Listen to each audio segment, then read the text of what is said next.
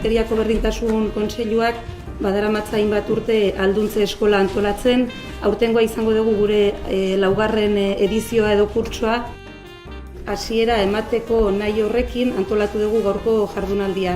Aurtengo gure alduntze eskola bereziki importantea dela, datorren urtean edukiko dugun emakumeen etxeari lotutako lehenengo eskola izango dalako. Bereziki eskertu behar diegula Idurrez Isabel eta Lore Agirreri primizia pixka batekin edo Kinkon Teoria liburuaren euskerazko bertsio hori aurkezten hemen egotea. Hemen gaude Idurrez Isabel eta ni eta Ainara Lasa, hirura gara eskafandra bildumako arduradunak, Maialen Lujanbio, Anari Alberdi, Eider Rodriguez eta Amagoia Gurrutxagarekin batera. Gure gogoetak hizkuntzaren gainean, feminismoaren gainean, herriaren gainean, oinarri desberdinak dituzte, baina oinarri horietako bat Angela Davis zen. Orduan horregatik pentsatu genuen Angela Davis euskeratu beharra genuela. Eta gerora pentsatu genuen, Angela Davis eta beste hainbat, ezta? Euskeraz zer dugu oso gauza gutxi ditugu pentsamendu feministari dagokionez. Borroka feminista koherente izango bada euskeratik pasa behar dela sinisten dugulako, eta euskeraren borroka koherente izango bada solidarioa eta inteligentea, bizitza osasungarri eta bizigarri bat proposatuko duena feminismotik pasa beharko da ala beharrez. Virginia Spentes idazle frantziarra da, zinemagilea eta idazlea eta pentsalaria, eta beak bere burua definitzen du feminista eta punk bezala, esaten du feminismoa iraultza bat da. Ez da marketingeko leloen berrantolamendu bat, ez da felazioa edo bikote trukaketa sustatzeko kanpaina bat. Hauzia ez da besterik gabe soldata osagarriak hobetzea. Feminismoa abentura kolektibo bat da, emakumeentzat, gizonentzat eta gainerako guztientzat. Jada abian den iraultza bat da. Mundu ikuskera bat, aukera bat. Kontua ez da emakumeen abantaila txikiak gizonek erdietsitako onura txikiei kontra jartzea, baizik eta dena lehertaraztea. Eta Irene Arraratxek bere hitzaurrean neurrigabe kontzeptu horri heltzen dio eta esaten du emakumeak beti gara zerbaitegi, bai? Edo santuegi, edo putegi, edo lodiegi, edo argalegi, edo ergelegiak, edo azkarregiak. Bai? Hau da pixka bat, liburuaren nolabait eta depenten beraren aldartea islatzen duen edo jasotzen duen esaldia esango du. Badau esaldi poli bat esaten duna guztiok Kate Moss baino gehiago kinkon gara, ezta? Nor da kinkon esaten du itxusien baitatik idazten dut, itxusientzat, atxoentzat, marimotientzat, frigidoentzat, larrutan gaizki jotakoentzat, larrutarako inork nahi ez dituenentzat, histerikoentzat, akastunentzat, neska txintxuaren azok handitik baztertutako emakume guztientzat, eta hortik hasiko naiz dena argi egon dadin. Ez dut barkamenik eskatzen ezertxorengatik ez nator kexaka. Spentesen liburu honekin niri gertatu zait antzera eskuartean izan duen guztietan, ez? Ikusi naizelako emakume itxusi horietan, ikusi naiz atxoetan, ikusi naiz elbarrietan, ikusi naiz zikinetan, eroetan, bai? Ez baliagarri eta ez desiragarrietan. Eta gaur egun emakume batentzat ez desiragarri izatea baino gauza ez baliagarriagorik ez dagoenez, horrez, zurrunbilo ilun horretan, ikusi naiz ama txarretan, ez gauzetan, bai? Baina baita ere ikusi naiz ederretan, ikusi naiz honetan, txukunetan, garbietan, baina batez ere neurriaren gaineko tentsio horretan. Beti gehiegia edo gutxiegia izatearen zalantza horretan.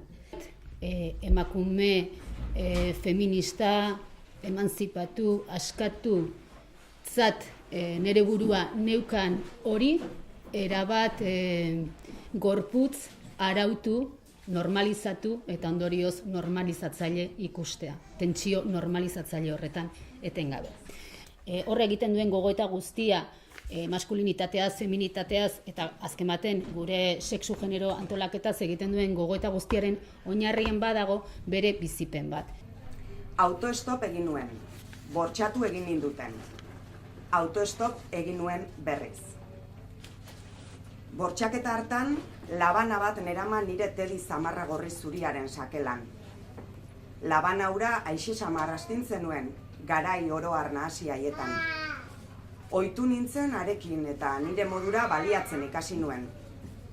Gau hartan labana nire sakelan gordeta gelditu zen. Zera besterik ez zitzaidan eta bururatu. Ez dezatela aurkitu. Ez dezatela erabaki arekin jolasten hastea. Hau da, defentsarako gaitasuna guztiz anulatu dago. Nik uste hori dela feminitatearen ezaugarrietako bat. Bere kezka, momentu hartan, bortxatzen zuten momentuan, ez ezatela hil, ezta? Ematen du, emakume bati gertadakioken okerrena bortxatua izatea dela. Ni desde luego, asko zera nahiago dut bortxan azaten baino bizirik atera, hiltzea baino, ezta? Baina horrek ere susmagarri egiten zaitu, ez? Gaur egungo feminitate moldea erabakitzeko, eusteko eta mantentzeko, armarik indartsuenetako bat. Eta da oso mekanismo perbertsoa. Besteak beste, abiaburuan duelako biktima errudun egitea. Eta gero badago beste gauza bat, eta da gerrako arma dela bortxaketa. Eta ari horrek, niri behintzat zerpentsatu handia ematen dit. Ikusi genuen Balkanetako gerran sistematikoki. Ikusi dugu hemen gure gatazka propioan, polizietxetatik gerora etorri zaizkigun lekukotasunetan, emakumeak erasotzea, sexualki erasotzea, beste gizonei min egiteko modua da, ez. Orduan horrek ematen du zerpentsa oraindik ere gure komunitateetan gizon eta emakumen arteko harremanari buruz. Hor ze jabetza mekanismo, ze babes, ze ohore mekanismo sentitzen diren gure harremanetan.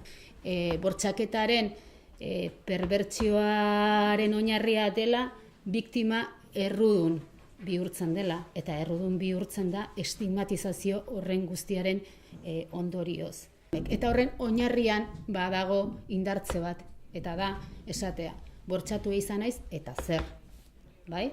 Eta gainera honek ez dit eragotziko nire bizitzan ezer egiterik. Ez da izango irakasbide bat etxean geraraziko nauenik, arauera eramango nauenik, bestelako feminitate eta maskulinitateak eraikiko baditugu. Ezinbestekoa da bortxaketaren inguruko narratiba hauetan sakontzen joatea, kontatzea, esatea.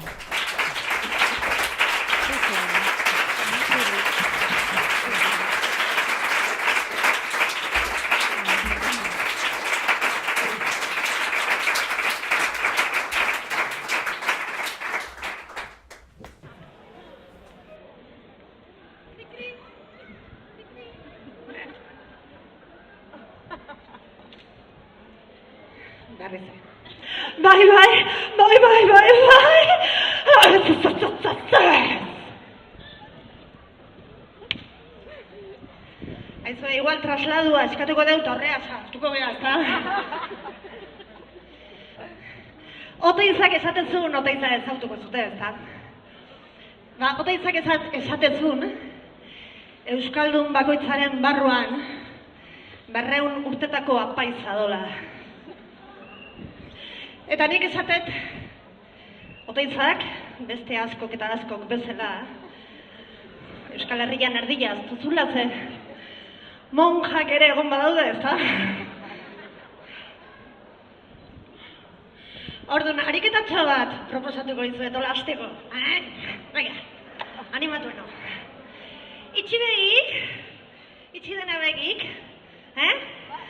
hartu arnasakon, bilatu hor, barruan dituzuen apaizkeri eta monjegeri guztioi, Eta pikutera bidalitzazue.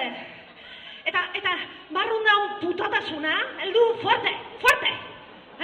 Eta erantzun, bai, hola, ez.